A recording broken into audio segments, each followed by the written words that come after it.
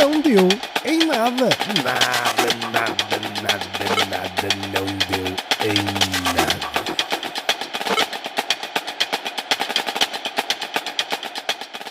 A escrita é um monumento à memória que ninguém pediu.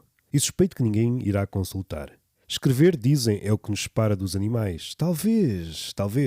Eu já vi um porco bem avançado nessa matéria. Talvez tenha chegado à altura de verificar o que é que os macacos andam a fazer. Às tantas já acabaram um romance de Shakespeare. Porque os animais, sábios como são, tendo em conta o homem contemporâneo do século XXI, nunca sentiram a necessidade de gravar seja o que for em tábuas, em argila, em papiro.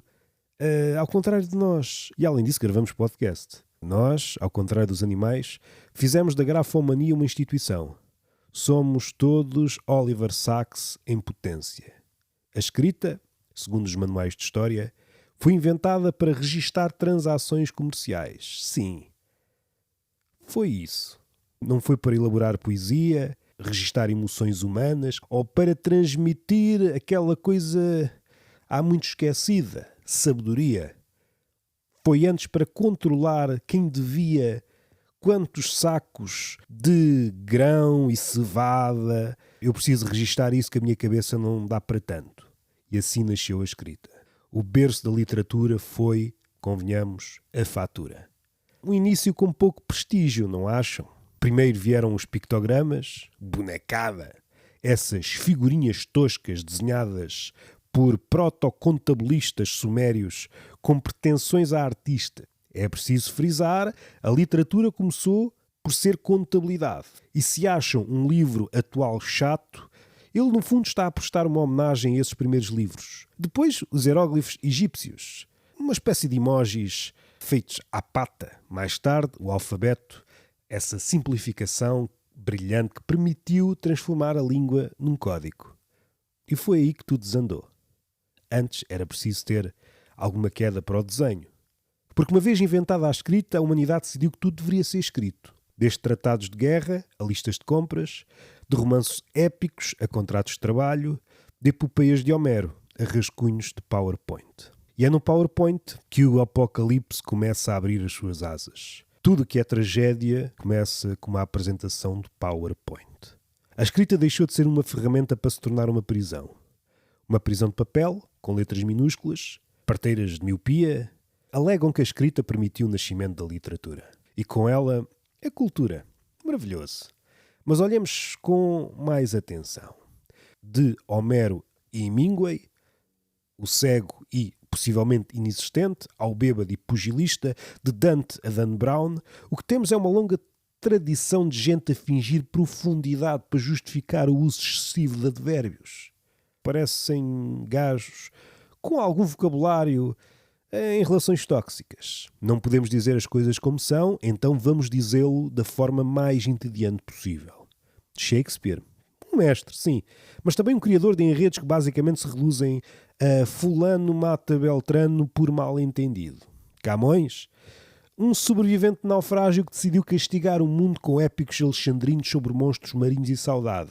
Joyce, um gênio, que prova que a pontuação é uma convenção burguesa e mesmo sendo pitosga isso não é impedimento para nos atirarmos à folha. E hoje o que é que temos? Temos romances sobre vampiros puritanos, thrillers conspiratórios com padres ninjas e livros de autoajuda que juram que o segredo do universo está em sorrir para o espelho, enquanto se repete: eu sou luz, eu sou luz. Se isso fosse verdade, estavam cheios de mosquitos. E isto tudo porque alguém decidiu emitir uma fatura. Algures na antiguidade. Mas a escrita não parou na literatura. O verdadeiro uso da escrita revelou-se no que ela tem de mais sórdido, a burocracia. A escrita deu-nos o formulário, o requerimento, o protocolo, o memorando, o relatório de 30 páginas para dizer que estamos à espera de resposta. E deu sentido ao guichê, ao funcionário público.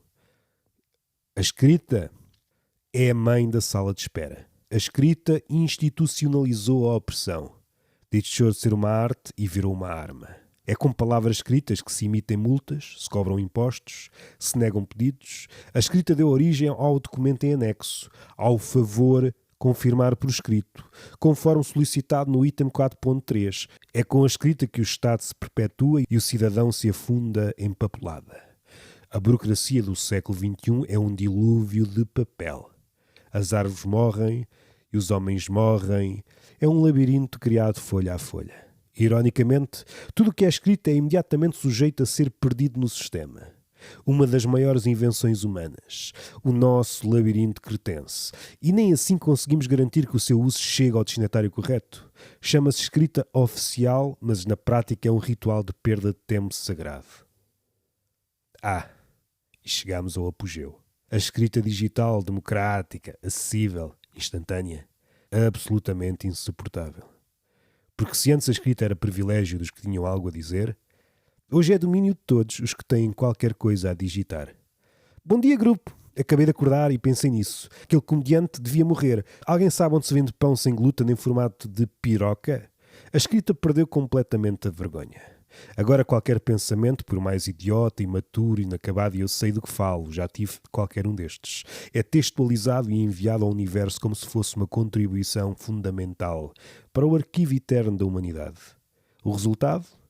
Um oceano de palavras, onde a verdade se afoga, a lógica desaparece e a ortografia é um artigo de luxo. A escrita, outrora instrumento de iluminação, não visto num livro foi um pássaro que me disse, transformou-se numa avalanche de ruído, com likes e hashtags.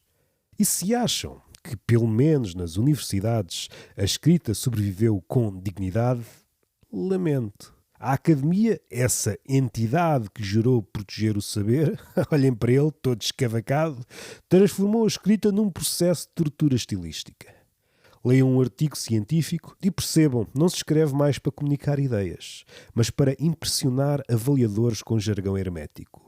Frases como, conforme delineado nas dinâmicas epistemológicas do paradigma de Foucault interseccional, são equivalente textual de bater com a cabeça na parede repetidamente até perder a memória, coisa que até aconselho.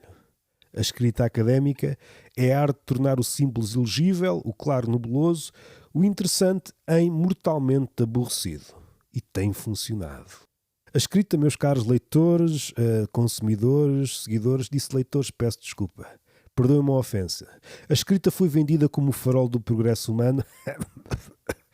Estava a olhar para o livro do José Rodrigo dos Santos, mas revelou-se apenas uma lanterna apontada diretamente para os nossos olhos, cegando-nos com um excesso de informações mal digerida.